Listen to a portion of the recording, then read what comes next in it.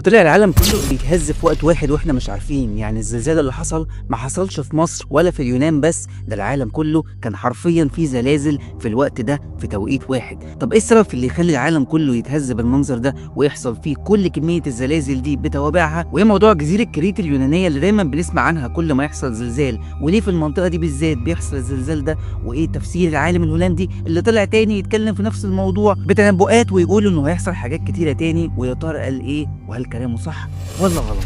فجينا التوقيت اللي حصل فيه زلزال في مصر وكل الناس حست بيه انه حصل في اماكن كتيره جدا تانية في العالم، يعني حصل في معظم الدول، وكمان اتسجلت انها من اقوى الزلازل اللي حصلت، يعني الميجا ايرثكويك، وده زلازل بتبقى قويه قوتها اكتر من 4 ريختر، وحصلت في اماكن كتير زي الارجنتين والفلبين وايطاليا. وكل الزلازل دي كان ليها توابع في كل الاماكن دي تقريبا، بس اشمعنى في الاماكن دي كلها حصل زلازل مره واحده وكلها كان قوتها بتعدي من 4 ل5 ريختر؟ واقواهم كان في جزيره كريت، جزيره اليونانيه اللي عليها كلام كتير قوي واللي بسببها حسينا في مصر بالزلزال. كان اقوى زلزال فيهم وكان 6.3 ريختر. هنا تعالوا نقول ان العالم او الكره الارضيه مش مجرد سطح املس، ده حاجه مكونه من حاجه اسمها صفائح تكتونيه. الصفائح التكتونيه دي هي اللي مكونه للارض، ولما في حاجه فيهم بتتحرك بنبدا نحس بالزلزال ده. وعندنا في المنطقه بتاعتنا في 2 صفائح تكتونيه حوالين البحر المتوسط، منهم الصفيحه الافريقيه والصفيحه الاوروبيه. الفتره اللي فاتت حصل اختلاف في الكره الارضيه، وبدات الصفيحه الافريقيه تنزل تحت الصفيحه الاوروبيه بشويه صغيرين،